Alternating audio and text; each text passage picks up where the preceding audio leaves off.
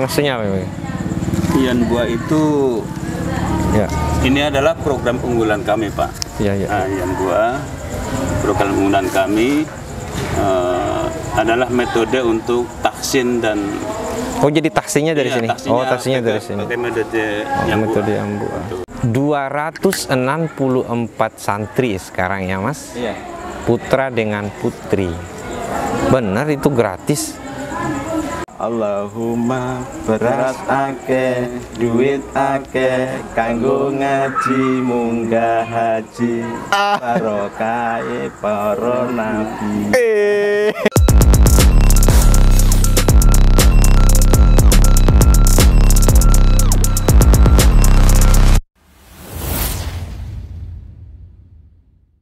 Bismillahirrahmanirrahim. Assalamualaikum warahmatullahi wabarakatuh. Waalaikumsalam warahmatullahi wabarakatuh. Sahabat-sahabat Guna Polman dimanapun Anda berada, khususnya bagi Anda pecinta podcast studio Panrita Kantor Kementerian Agama Kabupaten Pulau Mandar, Anda bisa mengecek beberapa video kami di belakang ini, bahwa beberapa pondok pesantren telah kami kunjungi, baik pondok pesantren yang berbasis kitab kuning maupun pondok pesantren yang berbasis modern ataupun basis pondok pesantren yang memang takhasus pada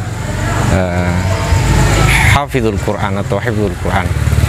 Dan pada kesempatan malam ini saya berada di Kecamatan Wonomulyo, tepatnya di Dusun Kebumen, Desa Sumberjo. Pondok pesantren At-Taubah. Pondok pesantren At-Taubah. Yang menarik dari pondok pesantren ini adalah keberadaannya memang sepertinya berada di tengah-tengah kampung Kebumen ini. Kami bersama dengan teman-teman dari Media Center ini sudah berada di sini sejak jam 5 tadi. Dan di samping kanan saya ini sudah hadir dua narasumber kita. Kita akan bincang eksplorasi pondok pesantren ini, At-Taubah. Pertama, di samping kanan saya ini sudah ada pimpinan pondok, Ustadz Kiai Ahmad Dalyun. Assalamualaikum Pak Kiai. Waalaikumsalam warahmatullahi wabarakatuh. Dan di sampingnya beliau salah satu bagian dari pendiri pondok pesantren ini, yang sekarang secara struktur adalah bendahara pondok pesantren atau ini, Mas Purwadi. Assalamualaikum Mas. Waalaikumsalam warahmatullahi wabarakatuh. Saya sebetulnya ingin sekali ini bahasa Jawa ya, supaya nyambung komunikasinya. Tetapi ya qadarullah, lidah saya ini tidak bisa bahasa Jawa Pak Kiai. Saya ke Pak Kiai dulu ini. Bisa digambarkan tidak sedikit seperti apa nih grafik perkembangan santri di pondok pesantren? Silakan Pak Kiai. Terima kasih. Bismillahirrahmanirrahim. Alhamdulillah wa syukurillah. Pada kesempatan ini saya akan menjelaskan tentang perkembangan anak-anak santri di pondok pesantren Yafid At-Taubah. Yafid At-Taubah itu maksudnya artinya adalah yatim piatu dan duafa. Jadi itu singkatan ya? Ya, singkatan. Yafid itu yatim, piatu dan duafa. Oh iya. Ya, Yafid itu orang tua yang mendirikan kemarin pondok pesantren ini fokus kepada yatim piatu dan duafa. Tetapi dalam perkembangan saat ini kurang lebih ada 30% mungkin Pak yang umum, maksudnya yang ada kemampuan. Total semua santri di sini kurang lebih 208 sejak tahun 2014. Ya, dari peralihan dulu awalnya adalah panti asuhan. Oh iya. Oke, sebentar itu akan dijelaskan Mas Pur sebentar. Ya, itu kurang lebih 30. Alhamdulillah perkembangan zaman kita fokus pada PPTQ. Apa itu? Pondok Pesantren Tahfizul Quran. Ya, ini yang saat ini alhamdulillah dari santri 208 itu kurang lebih 46 itu santriwati dan 46 santriwati. iya, Oke. sisanya adalah putranya. putra yang ada di sini. Kita sekarang ini berada di Pondok Putra ya. Kalau di Pondok Putri itu berada di samping. Kurang lebih 50 meter dari Pondok Putra di sini. Ya, dari 208 santri itu Pak Kiai nih, apakah memang santri ini domisili, kalau kan tadi disebut ada santri Kalong juga ya, tapi itu kan tidak termasuk dari 208 itu? Termasuk? Sudah termasuk. Apakah santri ini didominasi oleh masyarakat setempat di sini, di Kebumen misalnya, ataukah memang dari kecamatan lain? Untuk santri yang mukim kebanyakan dari luar Wonomulyo. Iya, luar kecamatan Wonomulyo. Dominan dari daerah gunung, daerah daerah Luyo. Tutar, kemudian ada juga dari Mamuju, ya, dari Mamuju, dari Majene juga. Bahkan ini yang santri baru dari Takalar, dari Selayar juga ada di sini. Ini yang bersyukur masyarakat di sekitar di sini kita sudah anak-anaknya sebagian sudah mengaji juga di sini. Alhamdulillah. Itu yang kita sebut santri Kalong tadi. Oke, saya ke Mas Pur ini, coba cerita sedikit ini Mas Pur.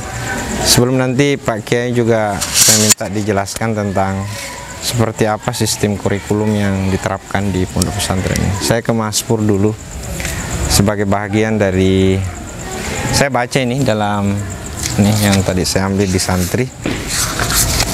Ini di dalamnya saya lihat salah satu nama sepupu ini kan Mbah Haji Suratman bil Dul Hasan, itu kan bapaknya Mas Pur ya kalau tidak salah. Berarti Mas Pur ini sangat tahu ini tentang sejarah ya, pondok pesantren ini seperti apa. Bisa dicerita dulu Mas sedikit? Ya. Terima kasih. Assalamualaikum warahmatullahi wabarakatuh. Assalamualaikum. Bismillahirrahmanirrahim. Jadi saya jelaskan mungkin sejarah daripada pondok pesantren Tahfizul Quran Yapit At-Taubah. Jadi cikal bakal dari pondok ini adalah awalnya itu tahun 2009.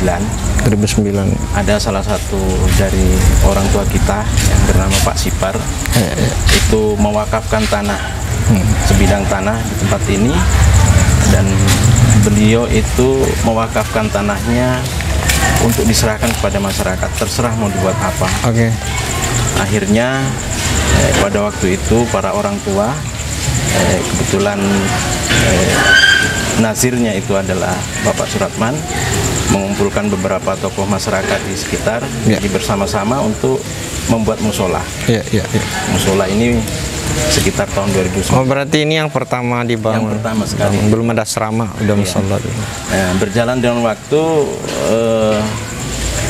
ada ide-ide daripada beliau dan para pendiri itu untuk membangun asrama, dan asrama itu diperuntukkan untuk panti asuhan. Itu kurang lebih 2010-2011. Tapi yang jelas ini masih sudah berfungsi ya? Sudah berfungsi untuk masyarakat sekitar. Nah, jadi awalnya itu musola ya, belum musola. Nah, akhirnya pada waktu itu dibangunlah satu asrama dan menampung anak-anak untuk panti asuhan. Nah, berjalannya dengan waktu, karena banyak teman-teman dari pondok pesantren yang dari Jawa itu datang kembali. Anak di sini atau sahabatnya Mas Pur? Anak di sini. Anak di sini. Maksudnya, masyarakat sekitar. Oh iya, tapi mondoknya di Jawa. Mondoknya di Jawa. Ada yang di Tebu Ireng, ada yang di Banyuwangi, ada di Boyo. Macam-macam. Jadi akhirnya berkumpul, maka ada satu ide untuk bagaimana kalau tempat ini digeser sedikit menjadi pondok pesantren. Akhirnya disepakati pada waktu itu, dan tanpa menghilangkan tujuan utama yang awalnya itu adalah panti asuhan. Oh iya. Jadi maka pondok itu dirubah, nama itu dirubah menjadi pondok pesantren, tapi yapitnya tetap dan ada. Gratisnya itu Oke ya. tetap. Jadi akhirnya jadilah pondok pesantren gratis dan tidak berbayar. Dan alhamdulillah untuk fokus ke PPTQ atau Pondok Pesantren Tahfiz, itu tadi yang telah disampaikan oleh Pak Kiai itu tahun 2014 sampai sekarang. Dan alhamdulillah lokasi pondok ini semua adalah wakaf dari orang tua kita, Bapak Sipar. Dan beliau sekarang alhamdulillah masih dalam keadaan sehat, dan kita selalu akan doakan beliau mudah-mudahan selalu diberikan kesehatan oleh Allah Subhanahu wa taala. Meskipun Bapak sendiri ya sudah almarhum. Almarhum meninggal pada tahun 2017. Dan kebetulan pendiri juga, beberapa pendiri sudah almarhum. Hampir 70% sudah almarhum. Sisa beberapa yang ini masih bersama. Ini luas lokasi secara keseluruhan. Ini kalau luas lokasi 50 kali 60 ya. Karena ini kan berada di tengah pemukiman masyarakat. Kalau putrinya sendiri? Nah, kebetulan putrinya itu sekarang yang tadi 64 ya Pak? 64. Ya. 64. Nah, itu di rumah pengurus salah seorang pendiri juga, Bapak Haji Sarikun. Kebetulan meninggal dunia pada beberapa bulan yang lalu, dan oleh anak-anaknya rumah itu disuruh menempati untuk putri. Memang berarti kalau begitu asal muasal pesantren didirikan memang untuk kaum duafa ya. Makanya ada istilah gratis. Sebentar saya akan kuliti tentang kenapa sampai bisa gratis itu dan sampai kapan. Oke, saya ke Pak Kiai dulu. Pak Kiai, mohon ini sedikit dijelaskan tentang kurikulum yang berlaku di pondok pesantren ini. Saya lihat ada Yanbua. Ini maksudnya apa? Yanbua itu ini adalah program unggulan kami, Pak. Yanbua, program unggulan kami adalah metode untuk taksin dan jadi taksinya dari sini. Taksinya dari sini. Pakai metode Yanbua. Yang dari pesantren Kudus. Ya. Ya, ini yang dipakai selama ini. Ini mirip-mirip aja seperti Iqra, saya lihat pakai ini. Iya, hampir. Apa bedanya dengan Iqra? Ini metodenya metode cepat gitu. Ya, metode cepat. Tetapi yang jelas ini digunakan untuk tahsinnya, untuk tahsin dan ya. Sebagai awalnya sebelum santri-santri itu menghafal. Kan semua santri yang masuk ke sini kan tentunya di kampungnya masing-masing ada ustadz yang mengajari. Ya. Nah, di sini kami ingin bahwa dalam membaca Al-Quran itu satu istilahnya fasihnya disatukan gitu. Sehingga kami menyatukan bacaan, tahsin dan fasohannya itu lewat program ini. Di kelas tahsinnya itu sudah ada penerapan untuk hafalannya atau misalnya juz 30 dulu atau? Kalau tahsin Yanbua ini belum sampai ke sana, Pak. Berarti hampir sama dengan metode Iqra sebetulnya. Iya, sama. Hanya ini tidak masyhur dipakai oleh kita di Sulawesi, kan yang masyhur kita kan Iqra. Iya. Coba dijelaskan sedikit juga nih Pak tentang kurikulumnya yang berlaku di pondok pesantren ini, karena ini kan juga berafiliasi ke Kementerian Agama, terdaftar ya, sudah terdaftar di Kementerian Agama sebagai basis pendidikan pesantren Salafiyah Wusta ya. Salafiyah Wusta. Coba diterangkan dulu nih Pak. Silakan. Ya, jadi pesantren tahfidz kita ini di sini awalnya adalah hanya pesantren yang menginduk sekolah umumnya di madrasah-madrasah atau di tempat lain. Namun setelah kita beberapa tahun kita jalani, sepertinya kurang kurang maksimal untuk santri kita karena perjalanan sekolah juga agak jauh. Iya. Sehingga kami sepakat dengan pengurus teman-teman bahwa kita membuka pendidikan yang setara SMP SMP itu gusto. Maksudnya dia formal kita, gitu ya. Formal kita, ya, ada formalnya juga dibuka. Karena kebutuhan terhadap ijazah juga misalnya. Iya, karena itu untuk kebutuhan anak-anak juga nanti melanjutkan pendidikan ke tempat lain. Jadi yang formal kami dekatkan di sini. Itu saat ini baru gusto, Pak. Gusto. Belum ada ulianya, belum ada ulianya. Berarti ula juga belum ada. Belum ya? Belum ada. Tapi kita sepakat rencana setelah anak-anak ini sudah semakin tahun semakin naik kelas. Alhamdulillah ini kan mau ada kenaikan kelas 2. Karena kalau ustok saja itu Pak Kiai itu kan artinya 3 tahun. Ya, 3 tahun. Tentu ada proses yang kemudian yang harus ia lanjutkan. Atau mungkin 3 tahun itu cukup enggak untuk juz 30 juz? Untuk program tahfidz sebenarnya 3 tahun, kemarin kita program 3 tahun sudah ada yang khatam, sudah ada yang selesai. Ada beberapa anak. Jadi tahun 2012 itu kami hanya satu Pak wisuda hafidz yang 30 juz dari beberapa anak. Oh, ya, hanya satu. Iya, makanya itu tahun berapa? Tahun 2014 kalau tidak salah, 2014. Itu hanya dari beberapa anak hanya satu. Jadi kemampuan anak-anak untuk 3 tahun sepertinya masih kurang. Jadi kami sepakat nanti untuk bagi anak-anak yang santri yang masih mau melanjut sampai diselesaikan 30 juz, ya kita buka setingkat SMA atau ulia kalau salafiyah. Ini kita tapi takhasusnya memang di tahfidz ya. Iya, takhasusnya untuk tahfidz. Tapi untuk kajian-kajian turasnya sendiri ada enggak? Misalnya kajian kitab. Kalau kitab nanti setelah kita membuka aulia Pak Ustadz. Jadi hanya untuk saat ini santriwati yang mengarah ke sana. Untuk kitab kuning. Kalau untuk santri laki-laki khusus untuk tahfidz. Tapi untuk kegiatan ekstranya ada enggak? Misalnya ada anak-anak di Sugu itu kemudian kajian-kajian turas seperti pikinya misalnya ada enggak? Ada.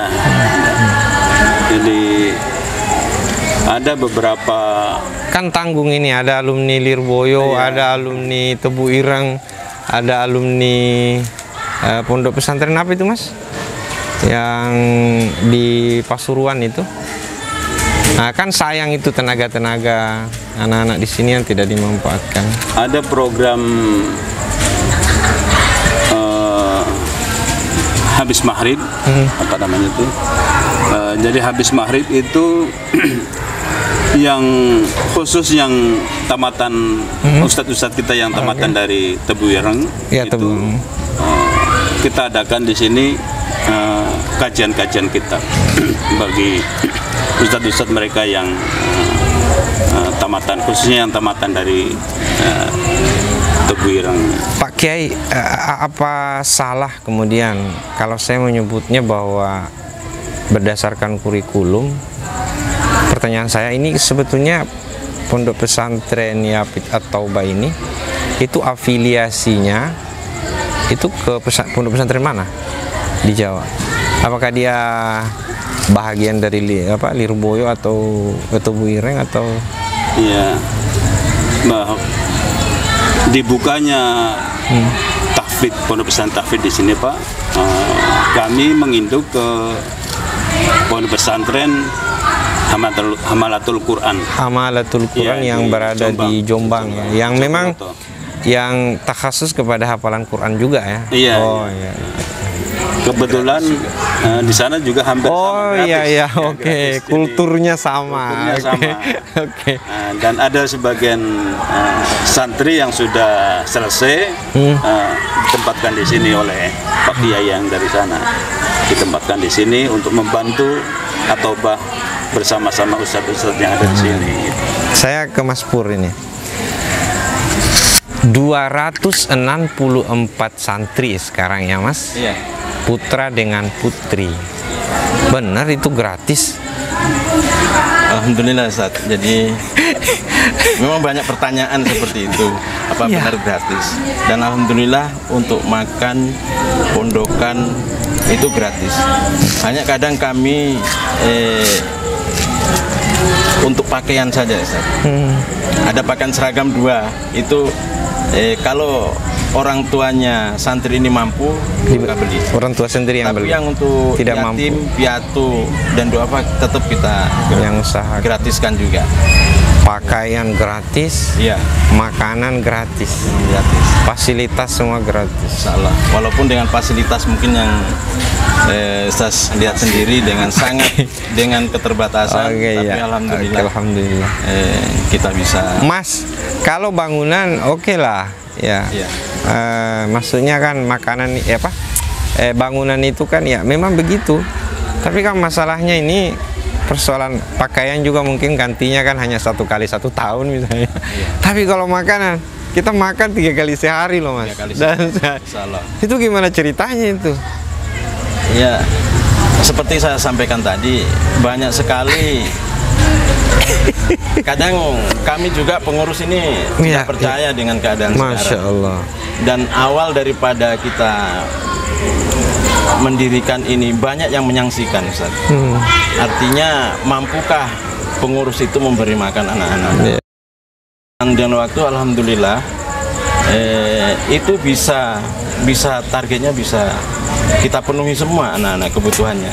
Bahkan kadang berlebih untuk makannya. Coba bayangkan. Seperti itu, Ustaz. Alhamdulillah. Mungkin juga lewat kesempatan ini kami menyampaikan ucapan terima kasih juga kepada para donatur, Ya. para dermawan yang sangat luar biasa dalam membantu pondok pesantren ini, baik dari makannya, fasilitas yang sekarang kita bisa nikmati. Konon katanya berasnya sampai 3 ton. Bener enggak itu? Alhamdulillah seperti itu, Ustaz. Jadi kalau untuk bahan pokok untuk beras, insya Allah kita selama ini tidak pernah kekurangan. Bahkan ada satu pabrik itu yang menawari kalau kurang silakan ambil. Tapi alhamdulillah sampai sekarang tidak pernah ngambil ke sana. Coba. Itu ada satu pabrik di Haji Dedi. Tapi yang saya tahu kan pondok ini juga konon katanya kan ada wakaf sawahnya itu, wakaf produktifnya. Iya. Ya, dari Bapak Sipar sendiri pada beberapa mungkin 1 tahun yang lalu ya, itu mewakafkan tanah persawahannya untuk wakaf produktif itu 36 are. Kalau ukuran berapa saya kurang paham, nyebutnya orang sini 36 are. Itu dipakai untuk produktif. Jadi hasilnya itu kita pakai untuk makan anak-anak. Pesantren. Apa namanya? Ya, ini sekali lagi saya sedikit karena 264 3 kali sehari. Saya lihat tadi ada makanan itu, paket kiriman. Ya. Ya, itu juga dari donatur ya. Donatur, Ustaz. Jadi setiap saat ada donatur yang mengirimkan berupa makanan. Baik itu makanan berat maupun makanan ringan itu setiap saat ada. Masya Allah. Yang mengirimkan seperti itu. Dan konon katanya tiap minggu ada kambing. Coba. Alhamdulillah karena banyak dari masyarakat yang menyerahkan atau mengamanahi kami untuk melaksanakan hajatan untuk akikah putra putri beliau untuk diakikahi di tempat ini. Tiap dalam 1 minggu?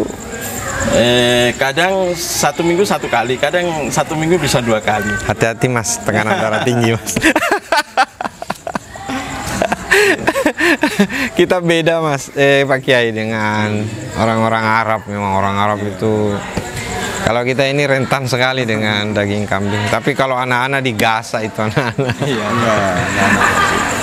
Pak Kiai, ini menarik sekali ya, menarik sekali. yang saya tahu di pondok pesantren Sulawesi Barat malah yang saya tahu ya, hampir ini yang saya tahu ya, ndak ada yang gratis seperti ini kecuali mungkin satu ya, yang sekarang dalam proses pendaftaran yaitu pondok pesantren religi ya, yang ungu-ungu itu punyanya Ustaz Zulfikar Syam. Ada ndak resepnya itu, ada wirid-wiridnya anak. Saya dengar itu ada wirid-wirid kalau ba'da zuhur itu coba. Jadi ya qadarullah, karena mungkin doanya anak-anak yang ada di sini, termasuk juga doa anak yatim, doa anak duafa, doa anak yang piatu dan yatim piatu juga ada di sini. Itu kita kasih sebelum melaksanakan kegiatan, kita kasih wirid-wirid dulu yang sudah ada, kita bukukan. Di situ ada yang mana ini Pak ya? Ada bahasa Jawa itu saya dengar, yang mana Pak? Yang mana? Iya, yang mana Pak ya? Ada di sini ya? Yang bahasa Jawa itu. Saya mungkin karena anaknya sudah hafal jadi tidak ditulis di sini ya Ustadznya. Coba Mas Pur, biasa saya dengar, coba Mas Pur. Bagaimana anunya, wiridannya, coba bunyinya itu. Saya kurang ngerti. Coba Pak Kiai. Yang bahasa Jawa itu. Yang artinya bahwa minta kepada Allah di dalam melaksanakan di dalam melakukan pendidikan ini, Allah memberikan beras akeh itu. Beras akeh itu maksudnya berasnya banyak, melimpah gitu. Beras akeh, duit akeh. Duit itu uang yang dari donatur yang tetap mengalir ke sini. Coba dibunyikan dulu itu, coba. Iya. Ya biar sepotong aja, yang penting anunya. Ya intinya Allahumma beras akeh, duit akeh, kanggo ngaji munggah haji, barokai para nabi. Ya, kira seperti itu, tapi karena kami kalau siang kan tidak pernah, hanya sayup-sayup kadang kalau siang jarang di rumah saja. Tapi kalau sudah zuhur itu dirutinkan sama rutin sama pengasuh. Itu yang bikin wiridnya siapa Pak ya? Ini dari pusat, dari Jawa. Pondok pesantren. Pesantrennya kami induk. Oh iya. Dari induk Malatul Quran.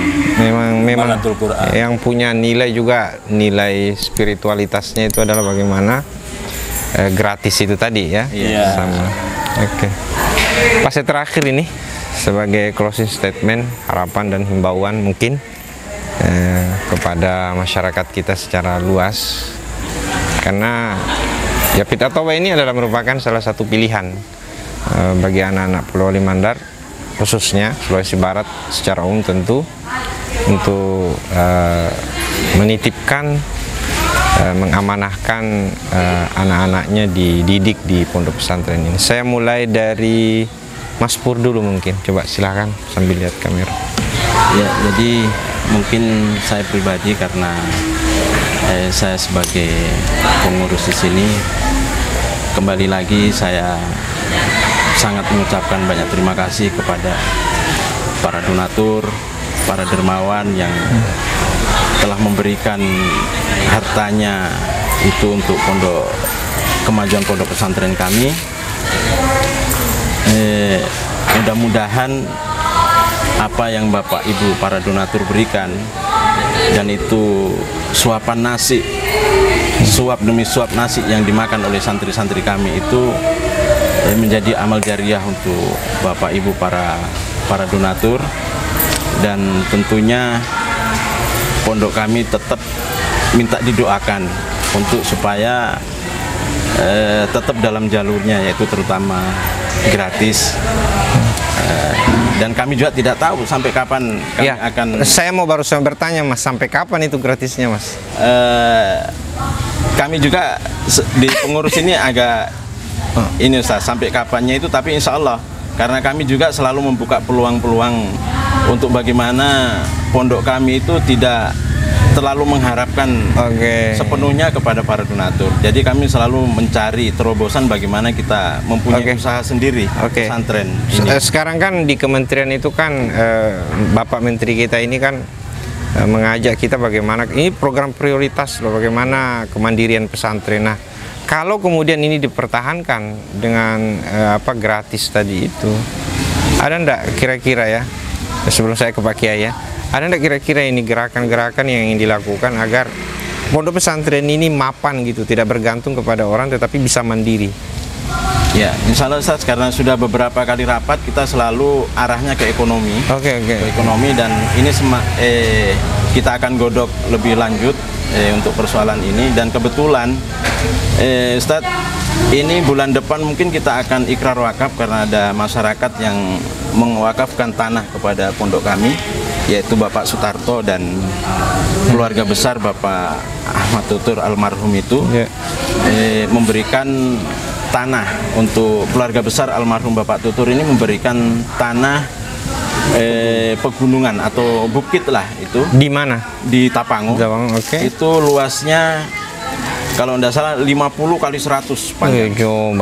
Dan itu kita akan kelola untuk mungkin untuk buah-buahan dan lainnya, tapi ini kita akan bicarakan lebih lanjut. Dan untuk yang satunya itu berupa pekarangan, itu rencananya kita mau buat sekolah atau MTS dan semacamnya seperti itu, nantinya kita akan sebagai program jangka panjang untuk membangun kemandirian pesantren ya. Dan yang selanjutnya mungkin Ustaz tadi menyaksikan ketika sholat Isya, mungkin masjid ini sudah tidak mampu menampung. Betul. Dan saya harus di luar sholatnya. Program dekat ini kita akan membuat kanopi di depan ini sampai ke belakang. Dan sementara kita masih untuk mencari dana ini, mudah-mudahan dalam waktu dekat kita sudah bisa kanopi ini sudah bisa terrealisasi, sehingga pembelajaran anak maupun ibadahnya itu semakin mendapat tempat. Saya ke Pak Kiai ini, bisa lihat kamera Pak Kiai. Terima kasih Pak Ustadz. Kami dari Pondok Pesantren Tahfidzul Quran, bahwa moto kami adalah mencetak generasi penerus yang Qurani dan berakhlakul karimah serta mempunyai skill untuk masa depan. Saya mohon dukungan dari seluruh masyarakat, khususnya di desa kami ini, bahkan Polewali Mandar umumnya, sehingga apa yang kami cita-citakan ini bersama teman-teman tentunya membutuhkan dukungan dari masyarakat, sehingga kita bersama-sama menyelamatkan generasi anak-anak kita yang kita paham sendiri Pak Ustadz ya, akhir-akhir zaman ini adalah sangat riskan anak-anak kalau dilepas main di dunia alam sekarang ini, sehingga kami bersama teman-teman mewadahi tempat ini untuk sama-sama marilah kita bersama orang tua santri dan masyarakat umumnya seluruhnya yang mempunyai anak yang masih di bawah bimbingan orang tua, bisa dititipkan di sini,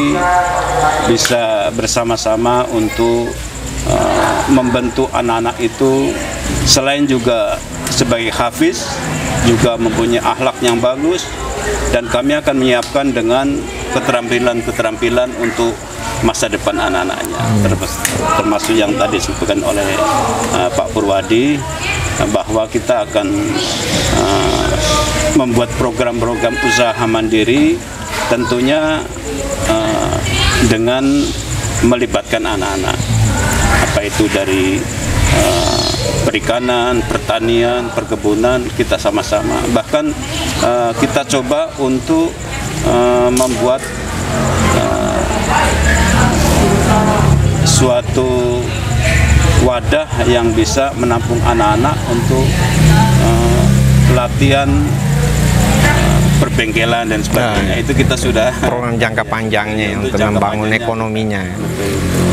Agar juga untuk keterampilan mengambil anak-anak, bisa juga untuk sebagai penopang ekonomi kemandirian pondok pesantren kami. Ini untuk pendaftar santri baru Pak Kiai ada berapa nih yang masuk? Sebenarnya kemarin kita batasi 60, ya, tapi yang masuk 80. Masya Allah. 86 dan masih ada daftar tunggu. Biasanya kan masa-masa anak-anak ini harus kan perlebar bangunan ini kayaknya Mas. Nanti biar Mas Pur ini bisa kemana-mana. Amin amin. Makasih Pak Kiai. Makasih Mas Pur. Mudah-mudahan seluruh keluarga besar Sivitas Akademik Pondok Pesantren ini diberikan kesehatan oleh Allah Subhanahu wa taala dalam menjalankan aktivitas dan roda perjalanan pondok pesantren ini agar semakin maju. Sahabat-sahabat Guna Pulman, oh ya? Saya juga terakhir mengucapkan banyak terima kasih juga mungkin kepada tim dari Kemenak Pulman yang hadir di tempat ini. Beliau juga ini ASN-nya kantor ya. Terima kasih Ustaz bersama tim. Semoga kita selalu diberikan kesehatan dalam mengemban tugas-tugas sehari-hari kita. Amin. Sahabat-sahabat Kemenak Pulman, dimanapun Anda berada, inilah akhir dari perbincangan kami di pondok pesantren ini, pondok pesantren Yapit At-Taubah. Mudah-mudahan ini menjadi referensi racun bagi Anda untuk kemudian menjadikan pondok pesantren ini sebagai pilihan memberikan pendidikan keagamaan bagi anak-anak Anda, khususnya bagi Anda yang ingin menjadikan anak Anda itu seorang hafizul Quran.